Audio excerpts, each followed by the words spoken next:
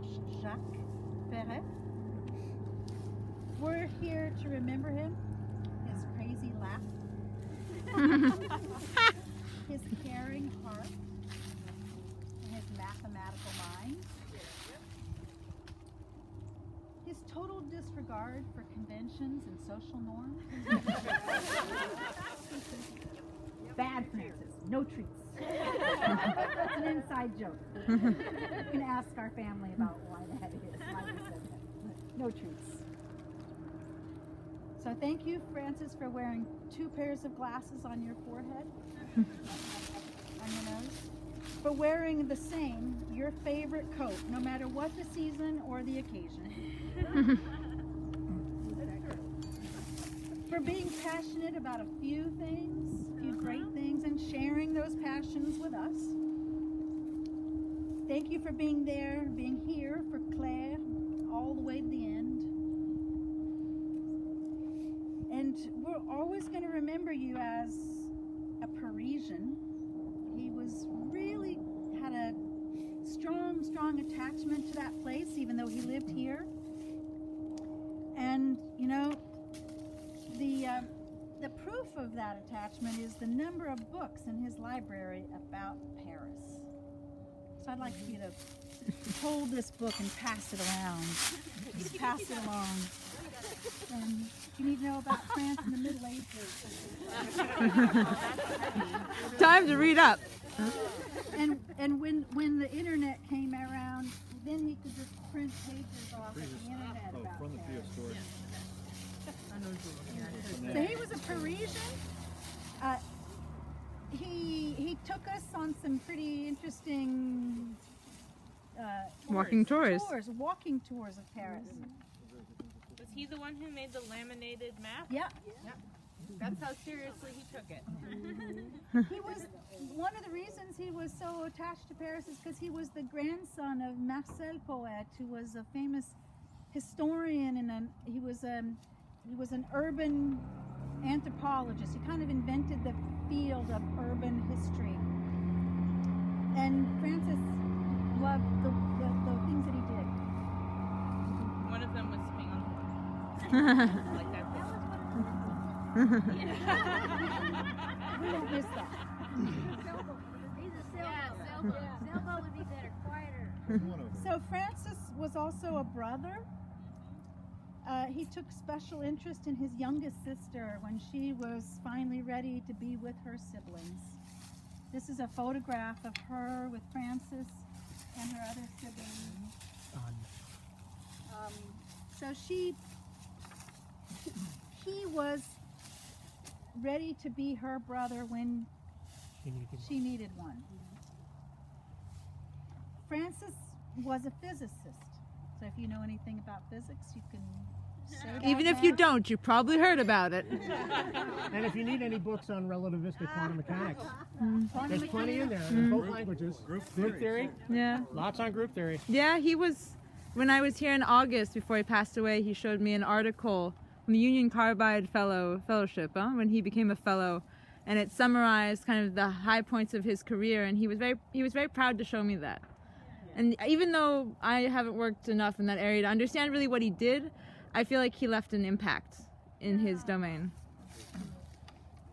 So like we're doing now, I invite you, if there are things that you remember, you want to share about Francis, while I'm talking, I invite you to open up and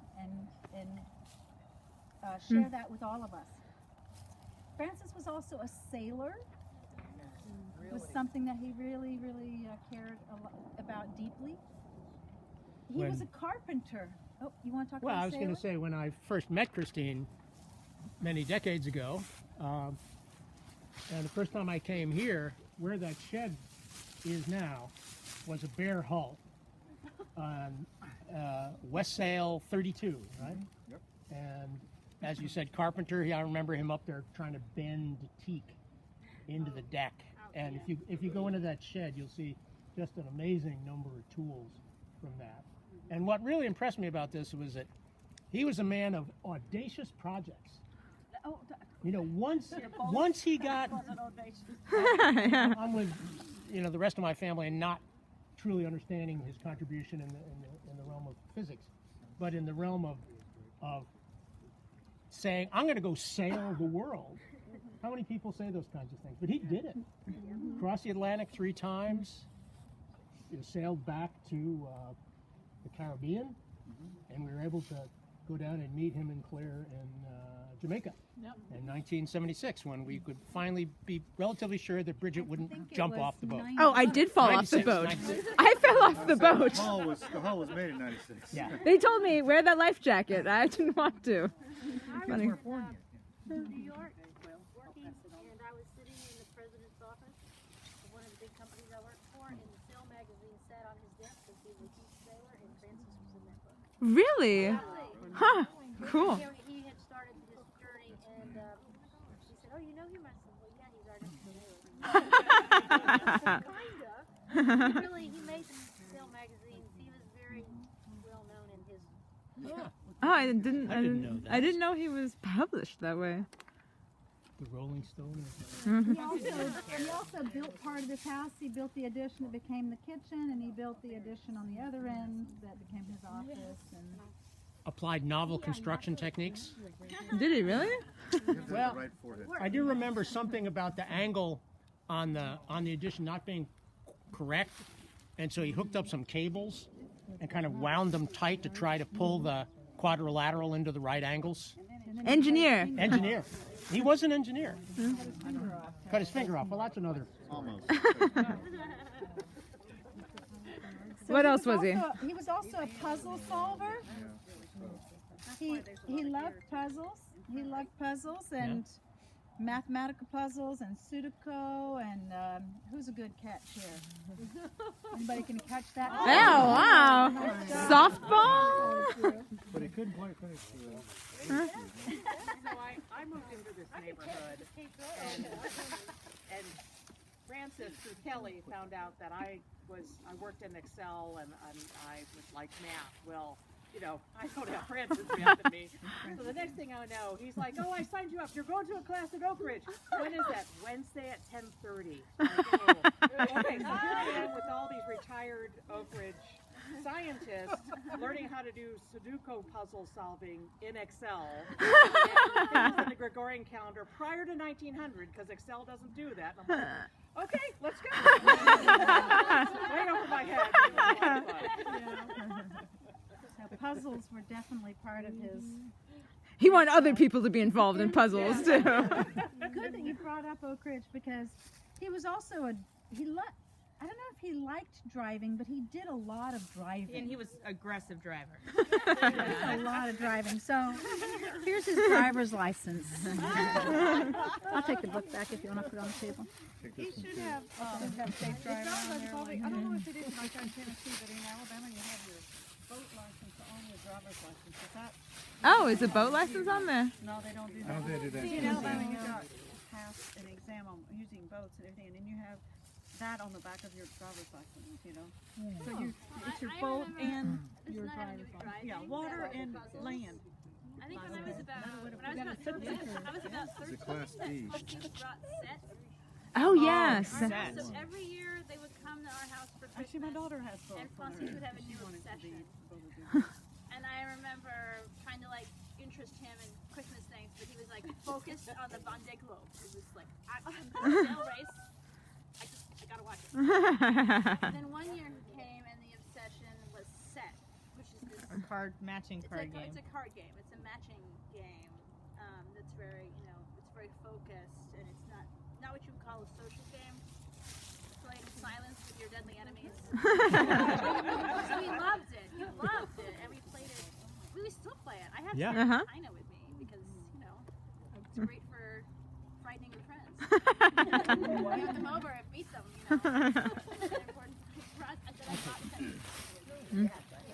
Be careful of that wine glass. Yeah. I'll take So, it back. He was also a webmaster. Oh yes. Oh yes. Very early, before it was fashionable to be a webmaster. And he remained unfashionable. Linking text, right? He made some of the worst looking websites I've ever seen. But he's made some good ones. Yeah, he made And a lot of them. He made photo albums for us and helped us to get Yeah. started. Mhm. And now, He did since his gynecology, I mean, it's the family tree and all that on there. Genealogy, yeah, was a big one. that was a really important part. But I remember when I was here, I was asking him questions about his about the sailing trip, and I wanted to get him to tell me a little bit more about like where they went and all that. And his answer was consistently, "It's on the webpage. You know, I made this great webpage for you to look at. Why are you asking me these questions? Just go online." Data as opposed to social interaction. I guess you still have them up there?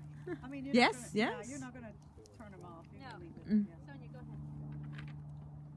Well, Francis, thanks to Claire, Huh. set up my computer. Uh-huh. I have a computer, I didn't know what to do with it. And Claire says, Francis, we have to help Sonia. You know that I'm pretty helpless when it comes to anything tech. So anyway, he did that for me, and he put markers where the various things are Mhm. to be located on the computer. I wonder if anybody remembers when Francis' obsession was getting the Nobel Prize for a discovery that he had. Yeah, yeah. Do you remember it? Oh yes. Oh yeah. Wait, was this the one? Well, was this Group I theory. asked. Group theory. He was sure he was sure he deserved a prize for some very, very Profound. great discovery. And I asked Claire what it was, because I knew that to explain it in layman's language. She said, well, in physics there's something called the uncertainty principle, and he is convinced that there is certainty. Mhm. Mhm. Nicely said. So she explained it to me so I could tell Mm. you. Now you know. Anyway, Yes. I don't think it quite concluded with what he hoped it would, Mm. but he was excited about it all the same. And one of the most interesting things of being a wife of a scientist is hearing their passion, how they express themselves. They're very excited about discoveries, about ideas, and I like that you shared that, because as we were preparing for today, my husband was doing some surfing on the web, and he found an obituary for Francis's grandfather, the historian from the city of Paris. And it was published in, I think, 1955. And if you read that, he also was what I would call somewhat under-recognized for his contributions. And the person who wrote the obituary kind of said, you know, he was a man who did great things, and nobody recognized those. Or it was under what the author of this obituary thought should have been noted. So it was an interesting parallel. It also said that his grandfather was not the most socially accomplished person. Although this gathering might beg to differ. Yeah. Well, Yeah. and I think one of the ways I would describe my father is as a sociable hermit. Yeah, very good. I think Daniel came up with that. He was also a teacher. He loved to teach people. Oh, yeah. Taught a lot. Math Yeah. mostly, Yeah. but other things as well. And he was a tamer and a lover of geese. Yeah. Oh wait, I got a picture. We got a picture. This is me when I'm about 3 with Cassis and his geese friends here at the house. There's another picture in the house of him with talking, having a quiet conversation with a goose. Yeah, that's here. Yeah. You saw over it his in desk. Oh, I remember they came up here. Yeah. Yeah. What were they called? Copain. Yeah. When they left, cross over there. They were like, "There's no more good cookies over here." That sounds So he was a familiar. loyal Copain, copine. Walmart customer. Yeah. Might remember, he went every day whether he needed something or not. He just went. And Walmart had He everything should have become a needed. greeter. Yeah, he'd have been perfect at that. He really would have. He was a supporter of good causes like the Tennessee Wildlife Association and the Cades Cove Historical Association. He was a person who picked coins out of fountains. Oh yes. That's where the dad Constitution treats come So I came with Vivian to sail camp as a child, and one year, I can't remember whether it was flying in or flying out of the Tyson airport, we were waiting. There's a fountain on the way up to security, and at the time it didn't have a fence around it, and we were waiting there with Claire and Francis, and Francis spies change, perfectly good change in this fountain, and so he knew what he had to do. He got down on his knees and started picking it out, and Claire was mortified. That stuck with me. I went by that fountain and it has rails on it. Yeah, now it's We call it the protected. Francis fence. He was a Somebody dancer. mentioned that Francis was teaching I love that young picture. young kids Yeah. how to use the computer. What was the name of the At the school? Gateway Center. Gateway Center. Gateway Center. Yeah. What did he do? He did so IT, math, He tutored them. tutored, Yeah. and then he did French at the Alliance Alliance Française, Française. He conversational did it French. this past summer. I'm sorry? Conversational French. I think we also did at the Alliance Française. He likes it better now. Yeah, but he taught Kathy's nephew Oh, he taught just mine. recently. Oh yeah. Yeah, this summer he taught Will. He got the light bulb to go off Got the light in bulb to go off in geometry. Yeah, he Oh wow. William went and told his teachers for about an hour. The cat decided to be part of it. And Okay. Francis, he was geometry, and Francis like drew pictures and cut them out so he could understand it. Oh, that's great. So finally the light bulb went off and he got it. So he went to school and told him he's working. I said, Francis, I could have really used your help when I was in high school. I never got geometry. Could have used it. I still remember when he built that boat, though. I still remember that. It was we would go in there because we lived close enough, so we'd go visit and see what's going on and what stage you're in. And it was amazing to watch because we said, "You're really gonna do it, aren't you?" He said, "Yep, I'm gonna get that thing." And then it's right out there now. And then the next time we come, it's a little bit more was done, a little bit more. I mean, they did the whole inside themselves. Built the whole inside themselves. The It was remarkable great. thing to me is if I had any friend who built a boat in their yard and wanted me to go across the Atlantic, I'd be like, no. And he, there was many people that went on that boat and enjoyed it and traveled safely, but Survived. he was the only person that I would get on that boat with. And Claire. Claire was very Claire. good. Well, I How's came and bailed dedication? them out when their engine blew up in Huntsville. Yeah. They came and spent some time with us because we live in Birmingham, so that was easy. And so and that was a good excuse for them to come and visit and Ann spend was some down time with there. us anyway. And I still remember that. We came and rescued them. And, I can't believe, but at least it made us almost home.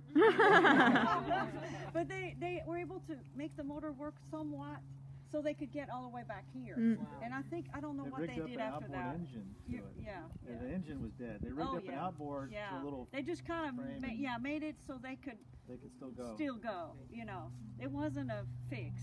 No, it was. Well, they were almost back, which is already pretty impressive. But it was, of course, they made it home almost. I mean, that's pretty cool. Yeah. As we've already shared and I've already mentioned, he was a huge fan of history. But I think you can take that apart, and it was really about story. He loved stories, telling stories, hearing the stories of others, those who he thought made an important contribution in life. So he was always telling stories. Then after Claire passed away, he was what I would call a TV sports fan. He became very, very fanatical about TV sports. Yeah, So, he likes sports. yeah. I remember that. And this is the last, Even our wedding. thing I want to share in this. Our wedding, I Is- still remember that. He was a friend of the Gravely Hills neighbors. So thank you very much for having been Francis's friend, those of you who are here. He's the real deal. A real deal. And so it's time to, if you'd like to share anything, it's time to finish this small event with the parting of Francis. Daniel and I are going to take Francis's ashes and go to the end of the lake and put them to the end of the dock and put them in the lake. And then we invite you to take some flowers and follow us, or just go out individually and put the flowers into the water and wish him goodbye. He was a blueberry picker. Yes, the blueberry master. Toast to Francis. To Francis. The berry.